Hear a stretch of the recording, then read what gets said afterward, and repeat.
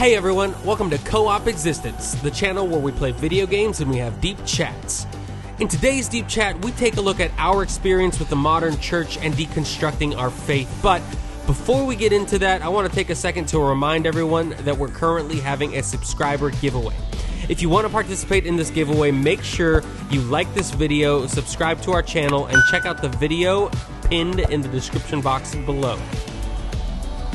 Alright, check out our conversation as we talk through our experience with the modern church and deconstructing our faith, all while we play a nightmare mission in Ghost of Tsushima Legends. An honorarium is a free gift that the church is paying this man to essentially it's something free that they're doing so that we at your church. It's like, okay, someone's coming, we're gonna give them a gift for hospitality. Yeah, and it's a monetary gift, but the thing with the way honorarium works is it's an agreed upon thing from this pastor that he won't even I'm down by the way. Yeah. That he won't even show up to your church unless the honorarium is agreed upon. So does that make sense? Yeah. So that means someone like and this he will essentially show up something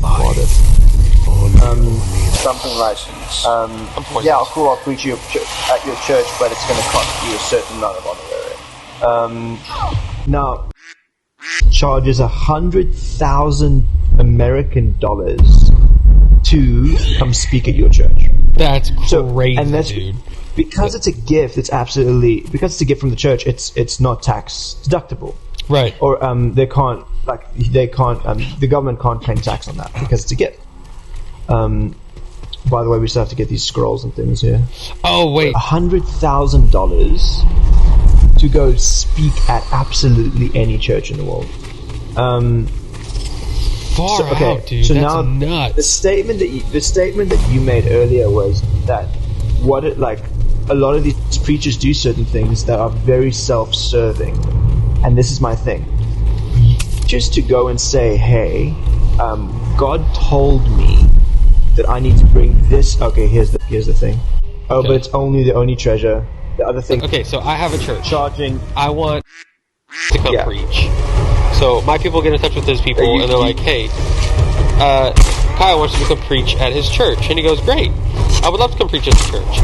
Also, if he were thinking of getting me a gift while I'm there, I accept $100,000. Wink, wink. See, that's a thing. An honorarium is not an offer. No, I know. Wink, wink. Wink, nudge, he doesn't even go, hey, if you want to. Yeah, but see, that's the thing. Like, in that community, it's not even. That's the scary thing. In the Christian community, it's not even a wink, wink, nudge, nudge thing. It's a very open, spoken about thing. They're not even trying to hide things. Let's redo it. You want to try it again? Yeah, definitely. You know what I mean? Why isn't this letting me? Did you? Yeah. So, and now this is kind of where it gets crazy. Getting back to my point. Let's go for it. Yep. I've pulled both. Did we get? Yeah, we got both of them. Yeah. So the thing is, I find it real difficult to listen to a preacher who goes, well, the word of God told me to say A, B, C, D. But I'm like, well, it's kind of difficult because the word of you don't listen to the word of God unless it's paying you more than $100,000 honorarium. Yeah, it's real convenient that the word of God is telling you that, and then you also got paid $400,000 to be here. So dude, that's ridiculous. So you don't know how valuable the preaching thing is. You know what I mean? Yeah. It's quite scary. It's quite scary that it's such an expected practice. Yeah. For absolutely anyone. Nice. You know what I mean? It's just in the culture. People just do it without even thinking about it. Well, I mean, they don't really have a choice. It's either that or, like, they really have to do it. It's part of the expectation. It's absolutely crazy though. Yeah, dude, far out. That's nuts. Yeah, and I think it's and this is kind of the thing. Like, I'm still, and took me a long time to get to this position, but I'm still a believer in the Christian. Like, I'm still believing in Christianity. I'm still a believer of what Jesus did works, and of the belief that the Word of God is authentically good, and it leads to good, and I've come to realize that there's more and more and more that the modern day church resembles nothing of that.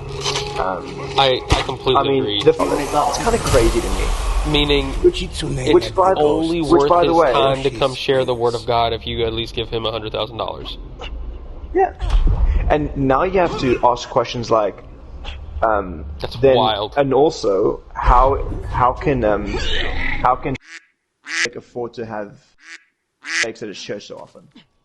Yeah, because it's not only that they do it or that they charge that, it's that churches pay it. Yeah. Is that for all of that talk of like generosity and being led by the Spirit and love thy neighbor, these pastors are being given a mandatory gift of as much as $100,000 that we know of, or to show up. So essentially, like, this is how much my ticket costs. And what's crazier is that churches are paying it. Churches have $100,000 to pay these pastors. And it's quite scary because, going back to the same conversation, how many people do you know were absolutely just screwed out of their money working on a staff?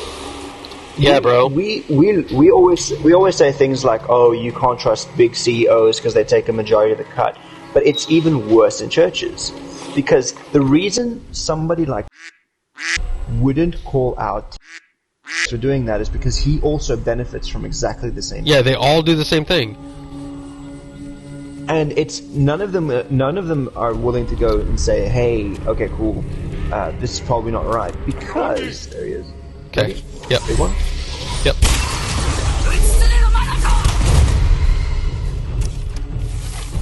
You know what's crazy too is that, like, so every time they talk about this topic in church, right? So like, you're sitting there and a specific mega church pastor with an Australian accent will say, "I don't know what they're talking about. I only make, like, my salary is $300,000 a year, and it's set by a committee. Like, I don't even get to determine my own salary." First of all, what do you mean by only $300,000 a year? Yeah. Second of all, and secondly, you get paid a third of your salary per speaking at your own conferences. Yeah, you make $300,000 a year, but also, side note, every time you go to speak at a church, they have to pay you $100,000 for you to just go there, and it's considered a gift. So you don't tax it, you don't have to report it as income. It's a gift. Someone gave you a gift. Yeah. Far out, and bro. Also keeping in mind that these guys. Take that one guy first when you're ready. Yeah, I'm ready. Keep in mind these. Let's go. Keep in mind these pastors also. Careful, get down. Or even your grandfather, in his like weird state of consciousness, probably understood the concept of Jesus and God way better than other people. Damn, dude. So then, write worship music for what then? Well, the thing is, because the expression doesn't need to change. Do you want to grab that guy with special arrows? Do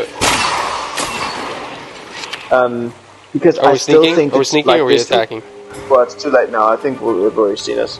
I still think that certain concepts are psychologically still important. For instance, corporate worship is still an incredibly important thing. Like the psychological applications and what do you call it? Hold on, I'm poisoned. Okay, I'll wait for you. Throwing up. The psychological, what do you call it? It's been proven that corporate worship, and I believe it for a fact. That corporate worship does such good. It helps people in their mental state. It's essentially like it's a form of meditation for a lot of people, and I think it's incredibly healthy. But now, for instance, we have a concept of what corporate worship looks like and why it's done and blah blah blah, which isn't the way it was intended, and not the way I don't think it's as spiritual. I think it is hugely spiritual because I think to a big extent we're still spiritual beings, but it's not as hibby-jibby like. I mean, yeah.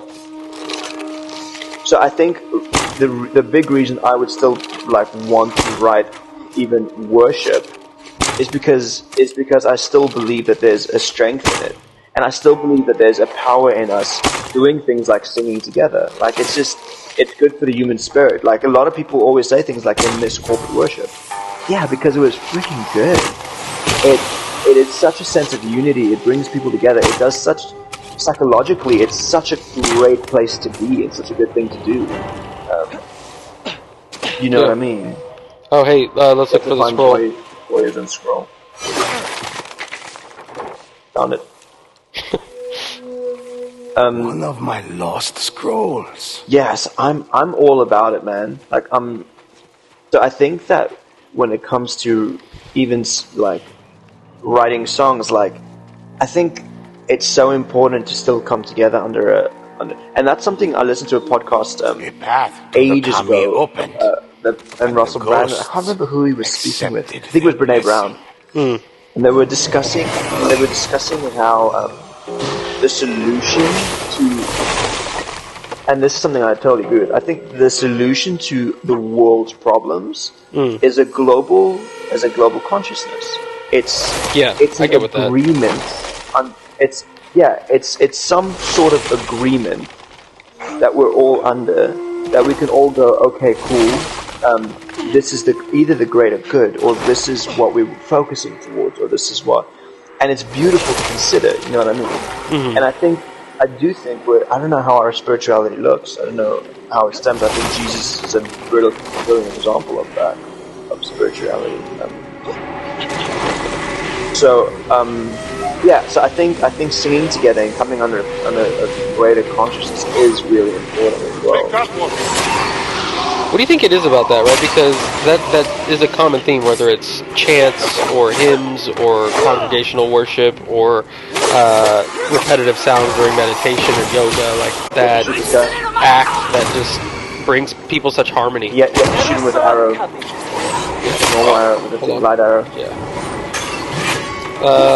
Okay. I'll tell you when I'm ready for it. Big guy. Okay. Oh wait, I'm ready for it. Go. This big guy. Big guy? Damn, I missed. I never miss. I got him. Me too. Well, we have to wait again. Okay. We're all ready. Go. Yep.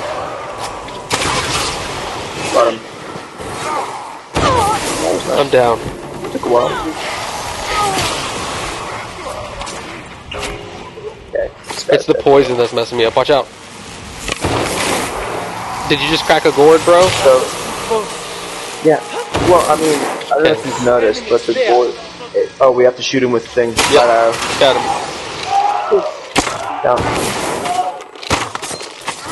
Nice. So, if you use a gourd, you snap out a poison. Oh, yeah. That's cool. That's a good tip. It's the only reason I have it. There's a few guys left in the inn. Yeah, I think... I don't know exactly what it is, but I think a huge part of it must be the harmonies and the unity of it. Does that make sense? I think uniting together does massive good to the human spirit. Yeah, because there's not a whole lot that human beings as a whole can agree on, right? Like, most of the time we're, like, at odds with each other.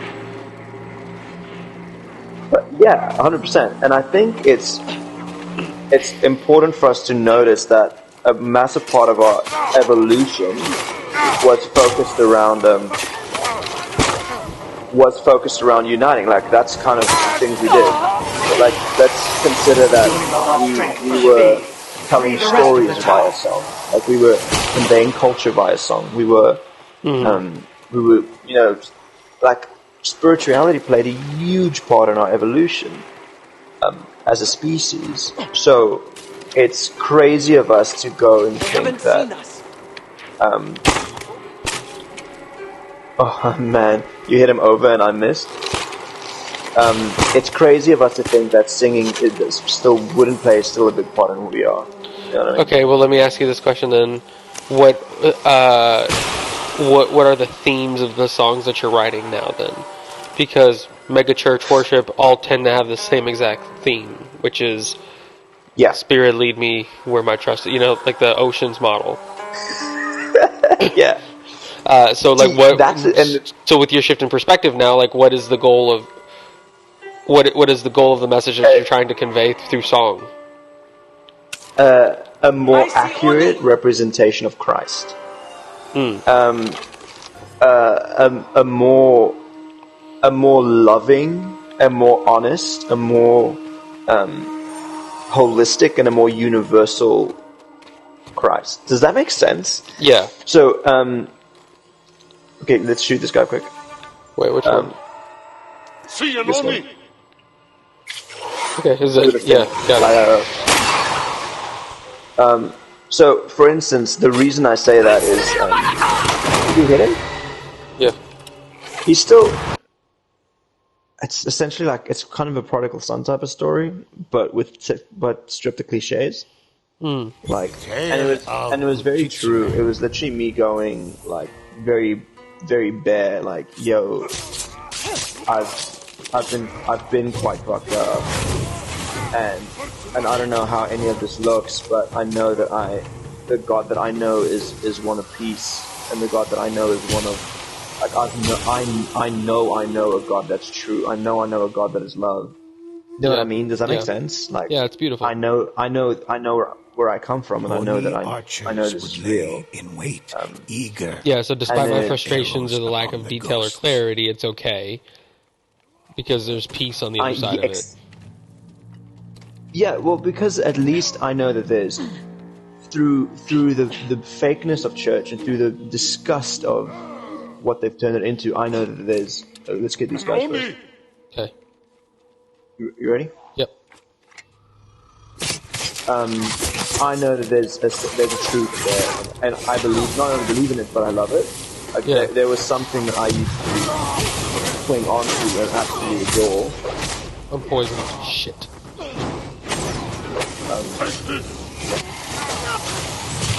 So that's kind of what the first song. I'm coming.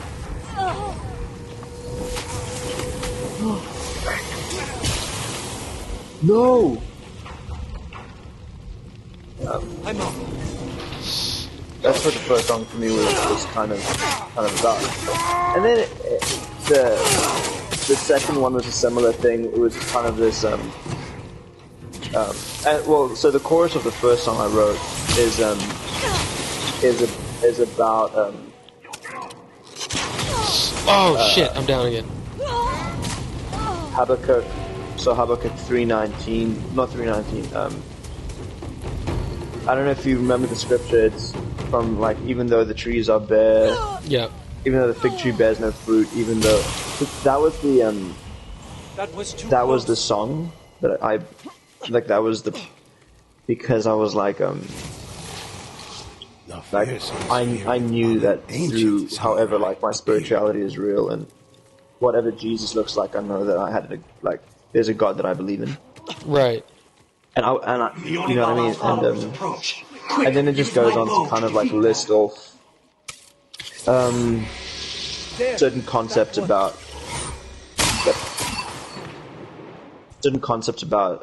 God that I love, or like Jesus that's real. To me, like the all-encompassing care and My arrows never miss. and truth and Yeah. Anyway, it was real good to me. That's interesting, right? Because it kind of changes your perception of what worship should be, right? Yeah. Because it's not really about asking God for anything, right? And biblically, that's really what it is. I think so much of like corporate, like church worship is like, God, I want more. God, I need. God, give to me. It's like we're so centered in our worship, but because we use the word Jesus a lot, we don't see it. When, like, recently, like, I'm just discovering that, like, man, thank God for God. Because the world is a crazy place, and there's a lot of crazy shit. And the fact that I am still, even in that, able to find some sort of peace, or some sort of will or desire to keep going in hope that there's a better tomorrow, is actually highly underrated, I think. Which is crazy, because then you don't really ask for something. You're just grateful for what you have, which I think is the point. Yeah, and I think there's this, exactly like you're saying, I think there's this kind of healthy relationship or concept of God within the Christian church. And because God doesn't look like what we've been singing about. Oh shit! I got you. Yeah, I agree with you. God doesn't look the way that. No, not at all. Yeah.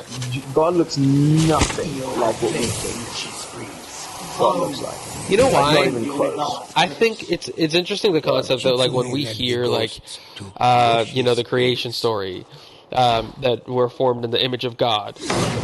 It's so interesting how someone can take that idea and flip it to make it so that now I assume when I think of God, I automatically think of me, which again puts me at the center of my own faith.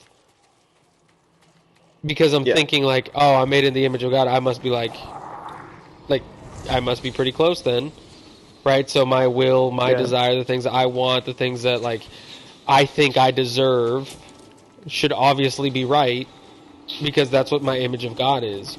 But but that's like not even close. It's like the opposite, right? It's like was overrun with I have the capacity for hope, power. And in that way, I'm like, I don't know. Sorry, I lost my train of thought. No, but I think what you're saying is real good. Make sense of it. You're trying to say that because you're placing yourself in the center of your own universe, and you're making a story that's essentially much bigger than you about you, it becomes way smaller.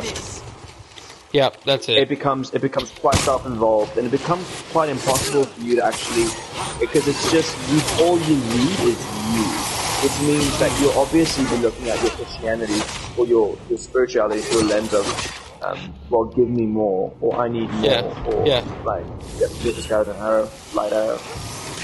I got him. Where is he?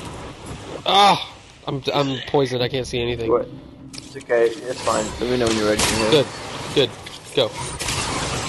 There he's done. Go. Boom, baby. It's down. Yeah, I think you summarized it really well. That's exactly kind of where my head's at. I'm so frustrated because, like, my entire life, like, despite trying to do the right thing, I think the most frustrating thing about deconstruction is, like, coming to the realization that you were staring at it the whole time and totally missing the point. It's funny that you said that, because that's literally what I was writing about today. I was writing about the fact that I for a very long time harbored a whole lot of guilt because as I was growing up, I had this things I've written. It's funny because we always, between you and I had this conversation lately. Like, if you were to ask me 10 years ago, 20 years ago, hey, if you were to wake up with superpowers tomorrow, would you be good, or would you be a good guy, or would you be a villain? Yeah. And I for my entire life thought I would consider myself to be a good guy, until I recently realized that I wouldn't. I'd either be a villain or I'd be At best, an anti-hero. Yeah. Right, like whenever But the thing interests is, aligned, you would be... Yeah. But when I was younger, I placed a lot of pressure on myself because I wanted to be a hero. I wanted to save the world. And I wanted to be like this. I wanted to be this superhuman character that the world can believe in. And I put all those said that God has a special plan for me. And then if I follow this plan, if I listen to His word carefully, that makes and if me I special. go to church, if I read. No, well, He's gonna choose me as a champion, and I'm gonna play whatever role I have in His cosmic plan, and I'm gonna save the world. Far out, dude. And and the thing is, it's too much pressure for any one person. I'm ready whenever you are, John. It's far too much pressure for any one person to think, "Day." Yeah. At the end of the day, as a kid, God, that's so deep. Yeah. Was done. At the end of the day, as a kid, we or I or you. No, yeah, I totally. Yeah, I'm the same boat, bro. We placed our baskets in this concept of being a hero, and now we look back at it today, realizing that we had actually become the villain. The truth is, the road to hell is paved with good intentions. Fuck. We never had any. We never had any horrible intent. But we played it. Oh, there's a green guy right here. Yeah, I see him. Ready to shoot him? Oh, Shot him. Oh, frick! He was in my blind spot. I got him now. Got him. But the truth is, as much Light arrow. Get him. Oh crap! I'm poisoned. Okay. Let me know when you're ready to shoot him again. No, not yet. Okay. I've shot him. Shit. Sorry. Never mind, you're fine. Okay. Whenever you're ready. I'm just gonna keep him busy. Yeah, I'm ready whenever you are. Go. My arrows never miss. Yeah, so because we all wanted to kind of play, because we wanted to be the hero in this story of ours, we played a part, and now we feel very guilty about the part that we played because we realized that we were the villains to some extent. I'm not taking enough credit in saying that. Like, I'm not saying we were like the super villains in some plot, but I am saying that we played a part in things that aren't kosher. We did things that are not okay. Well, I think ultimately we did feel real guilty about that. Yeah, because we realized we did things ultimately out of it, like from a selfish place. Like, as long as it benefits me, I'll do it, right? Under the illusion of, I'm doing it to serve God. And that's exactly it. Like exactly what you just said. Like we did it out of it going, we want to be the very best that no one ever was. But so I just thought I had to sneak that in there. And to an extent, but it was completely self-serving, like you said. It had nothing to do with God. And today we realize that God looks so much different. And I love the concept of the cosmic Christ, like this, and Jesus. And I think Jesus came back today. He'd be a Buddhist. No doubt about it. Like, well, no, I think that I hate, that's like a little pet peeve of mine, is like when people say stuff like that, like, oh, if Jesus were alive today, he'd be a socialist.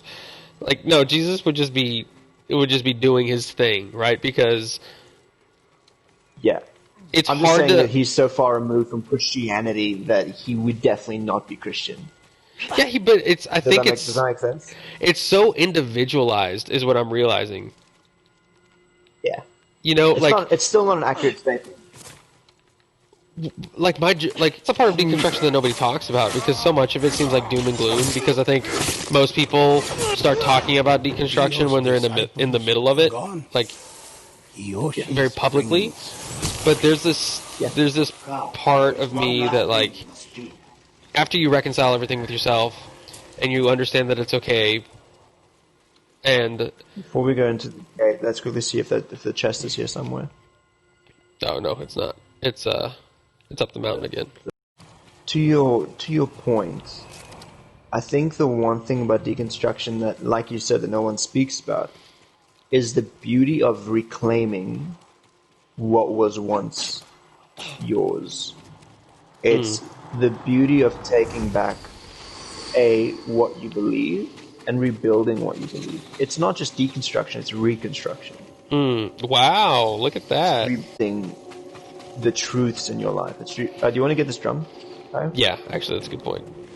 You know, I recently, like, I had a conversation with somebody recently that was, like, much needed, and I think helped me kind of close out the chapter in my life that involved so much, like, religious and church trauma.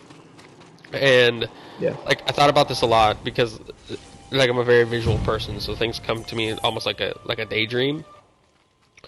And after I finished having that conversation, immediately I went back in time to this moment when it was like my 8th birthday.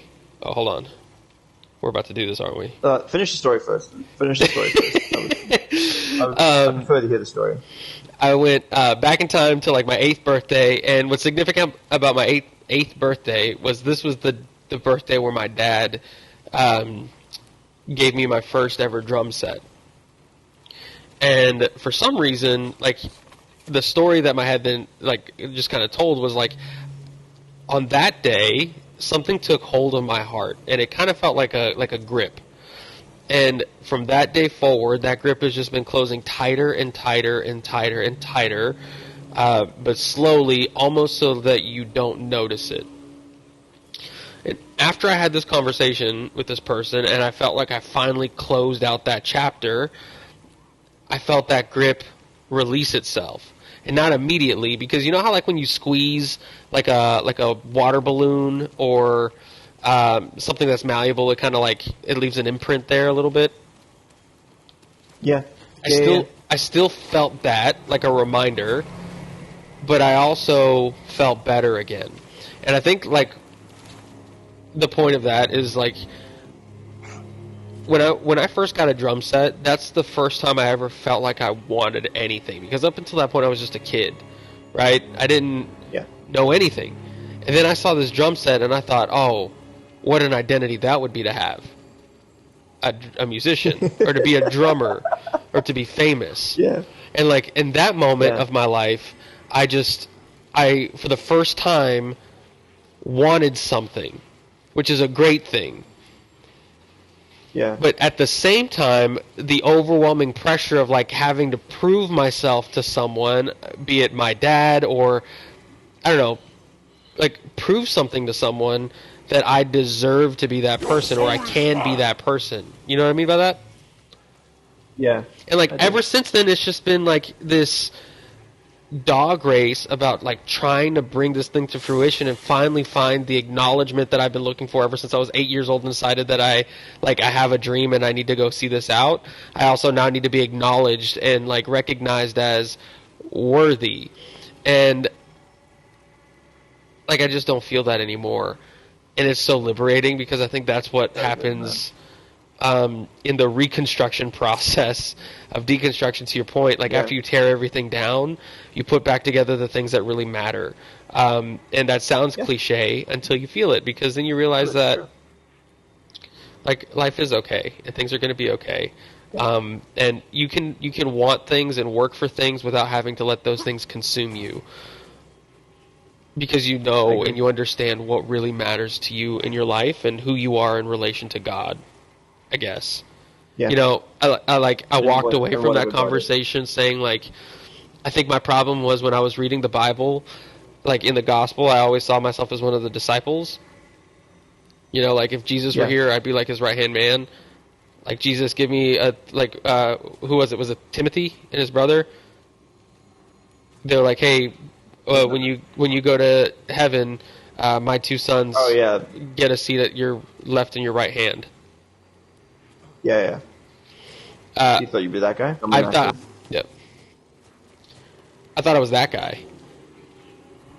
But like really, I'm like the first in line, like yelling, like crucify him, you know? Yeah.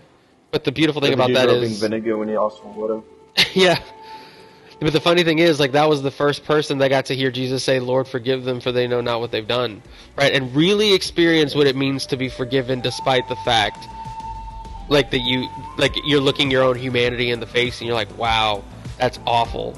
But thank God for Jesus, because I don't have to live in that, and I can just be free. And I think freedom from desire is a big part of that.